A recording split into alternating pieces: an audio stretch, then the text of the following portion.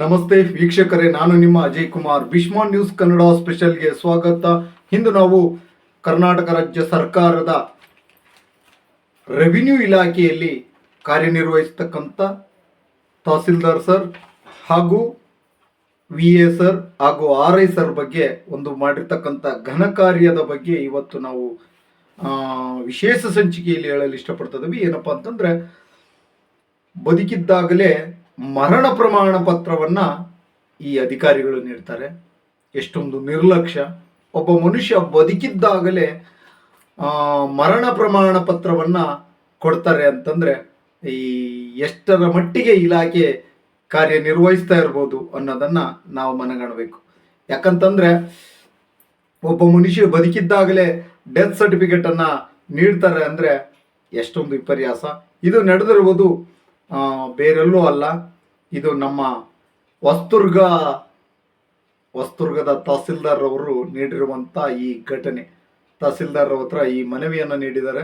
ನಮಗೆ VA ಮತ್ತು RI ಅವರು ಇದನ್ನ ಕೊಟ್ಟಿದ್ದಾರೆ. ಡೆತ್ ಸರ್ಟಿಫಿಕೇಟ್ ಅನ್ನು ನಮಗೆ ನೀಡಿದ್ದಾರೆ. ಬದುಕಿರುವಂತ ನನಗೆ ಡೆತ್ ಸರ್ಟಿಫಿಕೇಟ್ ಅನ್ನು ಕೊಟ್ಟಿದ್ದಾರಲ್ಲ, ಇದು ಯಾವ ನ್ಯಾಯ ಅಂತೇಳಿ ವ್ಯಕ್ತಿ ದೂರನ್ನು ದಾಖಲು ಮಾಡ್ತಾರೆ. ದಯವಿಟ್ಟು ಇದರ ಬಗ್ಗೆ ಆ ವ್ಯಕ್ತಿಗ ಒಂದು ತಹಸೀಲ್ದಾರ್ ಹತ್ರ ಮನವಿಯನ್ನು ಮಾಡ್ತಾರೆ. ನಾನು ಬದುಕಿದ್ದೇನೆ, ದಯವಿಟ್ಟು ಸತ್ತಿಲ್ಲ, ನಾನು ಸತ್ತಿದ್ದೇನೆ ಅಂತ ಕೊಡ್ತಾ ಇದ್ದಾರೆ ಅಂತೇಳಿ ಮನವಿಯನ್ನು ಮಾಡ್ತಾರೆ. ನೋಡಿ ಹೇಗಿದೆ ಅನ್ನೋದನ್ನ ನೀವೇ ನೋಡಿ.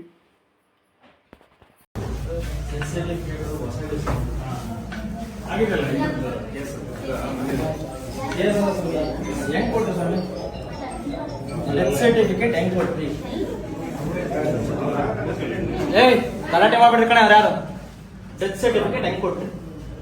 ಆಸ್ ಎ ತಹಶೀಲ್ದಾರ್ ಹೊಸದುರ್ಗ ಏನ್ ಸ್ವಾಮಿ ಹಂಗೆ ಕೊಟ್ರಿ? ಕರೆಸಿ ಸ್ವಾಮಿ ಅವ್ರನ್ನ ಇಬ್ರು ಎಂತವ್ರು ಯಾರ್ಯಾರು VA ಅವ್ರಿಗೆ ಶಿಕ್ಷೆ ಆಗ್ಬೇಕು. ಇಲ್ಲ ನ್ಯಾಯ ಕೇಳ್ಕೊಂಡ್ರೆ ನನ್ಗೆಲ್ಲ ಶಿಕ್ಷೆ ಆಗ್ಬೇಕು. ಇಲ್ಲ ಆವ ಸಮಯ ನಾನು ಹೇಳ್ತಿರೋದು, ಈಗ ಅಂಬೇಡ್ಕರ್ ಸಂವಿಧಾನ ಬರ್ತಾರೆ, ಬದುಕಿರುವಾಗ ಹೆಂಗ್ ಸರ್ಟಿಫಿಕೇಟ್ ಕೊಟ್ರಿ? ಯಾರು ಕೊಟ್ಟಿದ್ದು? ಹೇಳ್ಬೇಕು ನಮಗೆ ಸ್ವಾಮಿ. ಸ್ವಾಮಿ ನೀವು ಆಫೀಸರ್, ಜಮೀನಾಗೆ ನಾವು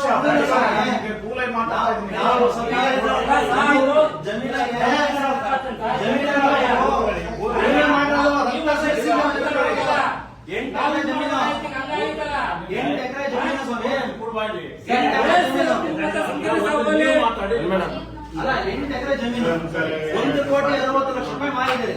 ಹೆಂಗ ಮಾರಿದ್ರು ಸ್ವಾಮಿ? ಕರೆಸಿ ಸ್ವಾಮಿ. ನಾವು ಕುತ್ಕೊಂಡ ಸ್ವಾಮಿ, ನಾವು ರಾಜ್ಯ ಪಂಚಾಯತಿ ಉಣ್ಣಕ್ ಬಂದಿಲ್ಲ ಸ್ವಾಮಿ. ಇಲ್ಲಿ ನಾವು ನ್ಯಾಯ ಕೇಳಿ ಬಂದಿವಿ ಸ್ವಾಮಿ. ನೀವು KS ತಹಶೀಲ್ದಾರ್, ನೀವು ತಹಶೀಲ್ದಾರ್ MLA ಅಲ್ಲ, ನಮ್ಮ ತಾಲೂಕು MLA. ನೀವು ಫಸ್ಟ್ MLA, ನೀವೇ MLA. ನನಗೆ ನೀನು ಮಾಡ್ಕೊಡ್ಬೇಕು. ಇವರು ಪೊಲೀಸ್ ಕರೆಸಿ ನಮ್ಮನ್ನ ಹ್ಯಾಂಡ್ ಓವರ್ ಕೊಡ್ಲಿ ಮಾಡಿ. ನಮ್ಮ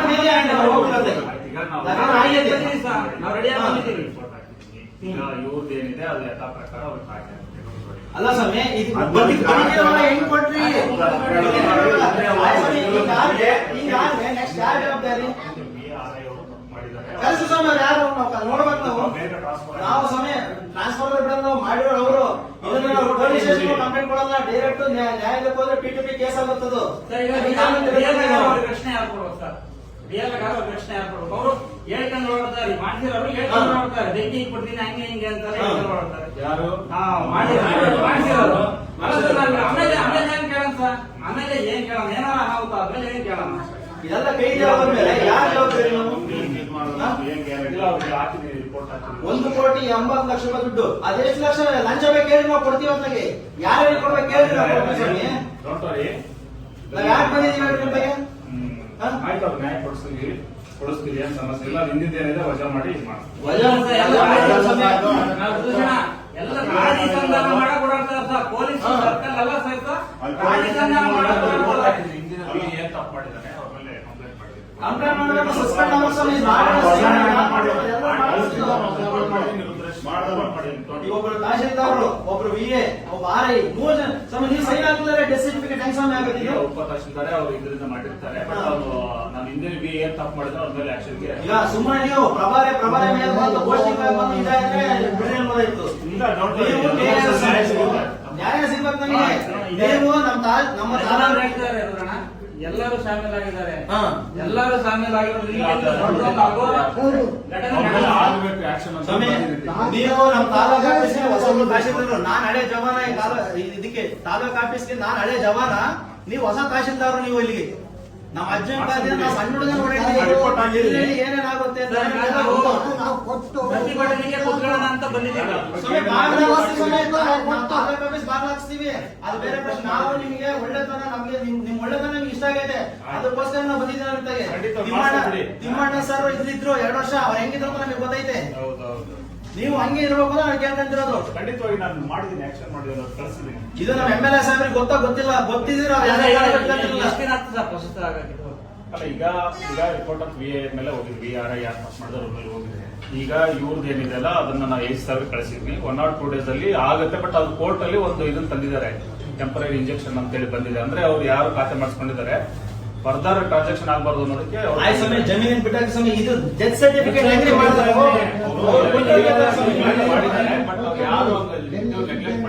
ರಿಪೋರ್ಟ್ ಹಾಕಿದೀನಿ. ಮಾಡ್ಬೇಕು ಸ್ವಾಮಿ, ನಾವ್ ಇಲ್ಲಿ ತನಕ ಬಿಡಲ್ಲ. ಇಲ್ಲ 2 ದಿನ ಸುಮ್ಮನೆ ಸ್ವಾಮಿ, ಬಾಗಿಲು ಹಾಕಿಸ್ತೀವಿ ನಾವು. ತಹಶೀಲ್ದಾರ್ ಬೆಲೆ ಕೊಟ್ಟಿದ್ದೀವಿ ಅಂತ ಬಂದ್ ಹೇಳಿದೀವಿ. ಆಮೇಲೆ ಬಾರಿ ಇಲಾಖೆಗಳು, ಬಾರಿ ಭ್ರಷ್ಟ ಅಧಿಕಾರಿಗಳು ನಮ್ಮೆಲ್ಲ ತೆಗೆದಾಕ್ಬೇಕು.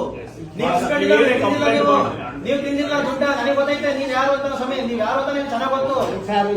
ಬೇರೆಯವರು ಅವ್ರು ಅಮಾನತ್ ಮಾಡ್ರಿ. ನೀವು ನಿಮ್ ಕೈ ಪವರ್ ಐತೆ ನಿಮ್ಮ ಹತ್ರ. URI IAS ಅಧಿಕಾರಿ ನೀವು. ನಾನು ಸಾಹೇಬ್ರಿಗೆ ಕಳಿಸಿದ್ದೀನಿ, ಹಾ. ಇದು ಮಾಡಿ ಮಾಡಬಾರ್ದು ಅಂತ ಹೇಳಿ ಆಕ್ಷನ್ ತಗೊಂತಾರೆ. ನಾವೆಲ್ಲ ಬಾಬಾ ಸಾಹೇಬ್ ಅಂಬೇಡ್ಕರ್ ಅಡಿ ಬಂದಿರೋ ನಾವು. Equality, fraternity, dignity. ಈಕ್ವಾಲಿಟಿ ಅಂದ್ರೆ ಹೆಂಗ್ ಸ್ವಾಮಿ ಇದು? ಸಮಸ್ಯೆ ಕೇಳಿದ್ರೆ ಯಾರ ತಗೋ ಕೇಳೋಣ, ನಾವ್ ಯಾರ ತ ನಿಂತ್ಕೊಳ್ಳೋಣ ನಾವು? 100% ಅದು ಆಕ್ಷನ್ ಆಗುತ್ತೆ. ಅವ್ರಿಗೆ ಏನು ಅನ್ಯಾಯ ಆಗಿದೆಲ್ಲ ಅದು ಸರಿಯಾಗಿ ಸ್ವಾಮಿ, 2 ದಿನ ನೋಡ್ತೀವಿ ಸ್ವಾಮಿ. ಇದು ಆಗ್ಲಿಲ್ಲ ಅಂದ್ರೆ 100% ತಾಲೂಕು ಆಫೀಸ್ ನನಗೆ ವಯಸ್ಸು ಚಿಕ್ಕದು ಸ್ವಾಮಿ. ನನಗೆ ನಾನು ಪವರ್ ಜಾಸ್ತಿ ಇದೆ, ನಾನು ಯಾರು ಟ್ಯಾಕಲ್ ಮಾಡಕ್ಕಾಗಲ್ಲ. ಹೇಳ್ಕತ್ತೀನಿ ಅಂತಲ್ಲ ಸ್ವಾಮಿ. ಇದು ಮರಣ ಪ್ರಮಾಣ ಪತ್ರ ನಕಲಿ ಸಿಕ್ಕಿತೆ. Yes. ಒರಿಜಿನಲ್ ಆದ್ರೂ ಪರವಾಗಿಲ್ಲ, ಬಂದು ಪ್ರತಿಭಟನೆ ಮಾಡ್ಕೊಂಡು ಕುತ್ಕೊಳ್ತೀವಿ. ಅದು ಸರಿಯಾಗಿ ಪ್ರತಿಭಟನೆ ಅಲ್ಲ, ಬಾಗಿಲು ಹಾಕ್ಸೋಣ. ತಾಲೂಕು ಆಫೀಸ್ ಬಾಗಿಲು ಹಾಕ್ಸ್ತೀವಿ. ನಾವು ನಿಮ್ಗೆ ನಿಮ್ಮ ನಂಬಿಕೆ ಇಟ್ಟಿದ್ದೀವಿ. 2 ದಿನ ಮಾಡ್ಕೊಟ್ರೆ ಸರಿ. ಮಾಡ್ಕೊಡ್ಲಿಲ್ಲ ಬೇಕಾದ ದಾರಿ ನೋಡ್ಕೊಳ್ಳೋಣ. ಮುಂದೆ ನೋಡ್ಕೊಳ್ಳೋಣ ಸರ್.